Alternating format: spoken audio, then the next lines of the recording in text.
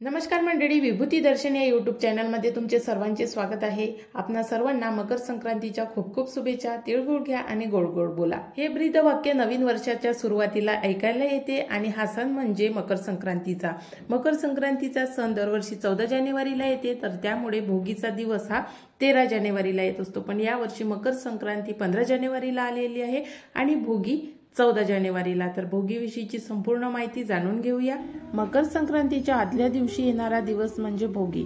न खाये भोगी तो सदा रोगी, हे आपण आपल्या आजीकडून नेहमी ऐकले आहे।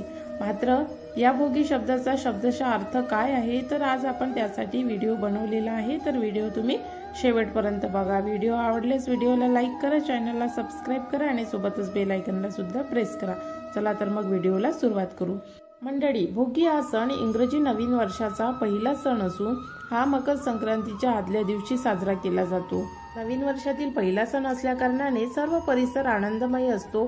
आपापल्या घरासमोरील सर्व परिसर लोक स्वच्छ करून स्वतः अभ्यंग स्नान करतात आणि आपल्या घरातील मुला मुलींना सुद्धा अभ्यंग स्नान करून देतात। भोगीच्या अभ्यंग स्नानामध्ये तीळ टाकले जातात, कारण हिवाळ्यामध्ये तिळाचे खूप महत्त्व आहे। कारण तीळ उष्ण असल्यामुळे आणि तसेही भोगीला किंवा संक्रांतीला तिळाचे खूप महत्त्व आहे। त्यामुळे या दिवशी तिळाची भाजी, तिळाची भाकरी किंवा तिळाचे कोणताही पदार्थ असला तरी तो तीळ टाकून बनवला जातो आणि तसेच आंघोळीच्या पाण्यामध्ये सुद्धा तीळ टाकले जाते। आणि भोगी किंवा संक्रांती हा सण सर्व लहान मुलं पतंगा उडवून साजरे करतात। लहानच नाही तर मोठे सुद्धा यावेळी पतंगा उडवतात आणि हा सण साजरा करतात। विशेष म्हणजे भोगी हिवाळ्यात येते आणि हिवाळ्यामध्ये भरपूर प्रमाणात भाजीपाला असतो, तसेच फळं फुले सुद्धा असतात। पण हिवाळ्यामध्ये या भोगीच्या भाजीचे खूप महत्त्व आहे। या भाजीमध्ये खूप प्रकारच्या भाज्या एकत्र करून ही भाजी बनवली जाते आणि त्यामध्ये तीळ टाकले जातात। त्यामुळे या भाजीला भोगीच्या दिवशी खूप महत्त्व आहे आणि ही भाजी प्रत्येकाच्या घरी त्या दिवशी भोगीच्या दिवशी केली जाते। या दिवशी तीळ लावून भाकरी बनवली जाते, वांग्याचं भरीत बनवली जाते, तिळाची चटणी बनवली जाते आणि सोबतच सर्वात महत्त्वाची म्हणजे या दिवशी खिचडीला खूप मान आहे, त्यामुळे खिचडी सुद्धा या दिवशी बनवली जाते। एकंदरीत आरोग्य सुदृढ राहावं यासाठी भोगीच्या भाजीचे महत्त्व असते, तसेच तिळाचे महत्त्व असते। तसेच भोगीला दान पुण्य केले जाते। भोगीला किंवा संक्रांतीला जर दान केलं तर यामध्ये आपल्या कर्मामध्ये किंवा आपण जे काही आपल्या हातून पाप झाले असेल त्याचे पुण्यात रूपांतर होते असे म्हटले आहे। तर भोगीला दान करणे हे खूप शुभ मानले जाते। तर भोगीला सर्वात महत्त्वाची वस्तू म्हणजे तीळ दान केले जाते। संक्रांतीच्या दिवशी तीळ दान केले जाते। काळे तीळ हे दान करायचे कोणालाही आपल्या क्षमतेनुसार। तसेच शनिदेवाला जर प्रसन्न करायचे असेल तर तीळ दान करा। आणि ह्या वर्षी जी मकर संक्रांत जी येत आहे ती रविवारची येत आहे 15 तारखेची आणि भोगी जी येत आहे ती शनिवारी 14 तारखेची येत आहे। आणि शनिदेवाचा जो दिवस आहे तो आहे शनिवार, तर तुम्ही या दिवशी अवश्य तीळ दान करा।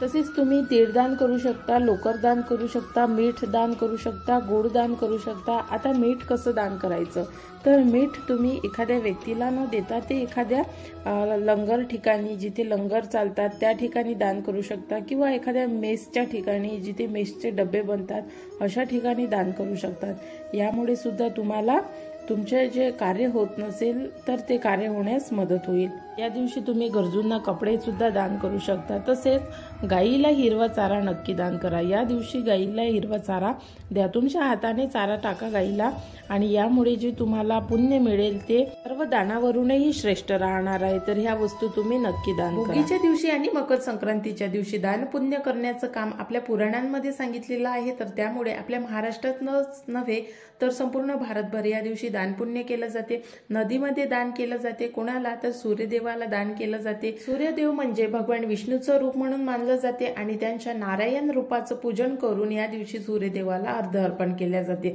याविषयीची संपूर्ण माहिती देणारा लॉंग व्हिडिओ आपल्या चॅनलवरती आहे, नक्की बघा। त्यासोबतच गोरगरिबांमध्ये दान पुण्य करण्याचं महात्म्य हे तर आहेच आणि ते प्रत्येक जण आपापल्या परिस्थितीनुसार करत असते, पण या दिवशी गाईला दान करणे, गाईला कोणत्या वस्तू दान करणे, तर याचा सुद्धा व्हिडिओ आपल्या चॅनलवरती आहे, तो सुद्धा बघा। यासोबतच संक्रांतीच्या दिवशी वेगवेगळ्या मंदिरामध्ये, भारतामध्ये जेही मंदिर आहेत, तर संक्रांतीच्या दिवशी त्या प्रत्येक मंदिरामध्ये कोणत्या ना कोणत्या रूपात दान केलं जाते। कोणी धान्याचं दान करत असेल, कोणी अर्थाचं दान करत असेल, कोणी एखादी वस्तू दान करत असेल।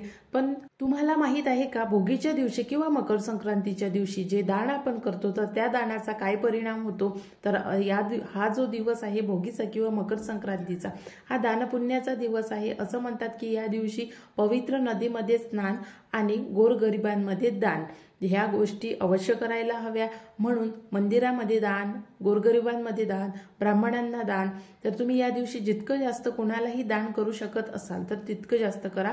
आपल्या परिस्थितीनुसार हे दान द्यावं। मंदिरामध्ये दान का बरं केले जाते, तर मंदिरांमध्ये वेगवेगळ्या देवांचं मंदिर असेल, तर जसं शनिदेव असेल, शंकरजी असेल, तर शंकरजीला आणि शनिदेवाला तुम्ही काळे तीळ अर्पण करू शकता आणि आपण याला दान म्हणू शकतो। तर तुम्ही मंदिरामध्ये जाऊन या दिवशी दान करा।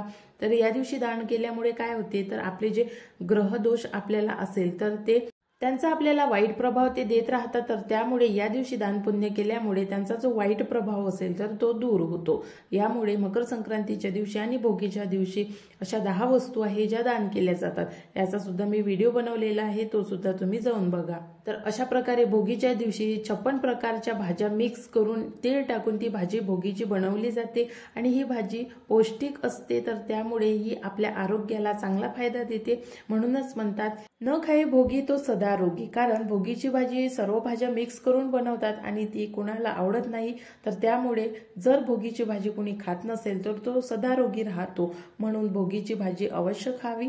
आणि भोगीच्या दिवशी अशा कोणत्या भाज्या आहे ज्या खाल्ल्यामुळे तुम्हाला त्या रोगी बनवू शकतात, तर लॉंग व्हिडिओमध्ये संपूर्ण माहिती दिलेली आहे। तर त्यामुळे भोगीच्या दिवशी या भाज्या अजिबात खाऊ नका।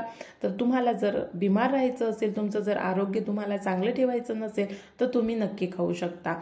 आशा करते तुम्हाला आजचा व्हिडिओ आवडला असेल। जर व्हिडिओ तुम्ही पूर्ण बघितला असेल तर व्हिडिओला लाईक करा आणि अशी कोणती 5 कामे आहेत जे स्त्रियांनी करू नये नक्की बघा आणि व्हिडिओ जास्तीत जास्त लोकांपर्यंत शेअर करा आणि चॅनलला जर सबस्क्राईब केलं नसेल तर सबस्क्राईब करून बेल आयकॉनला प्रेस करा।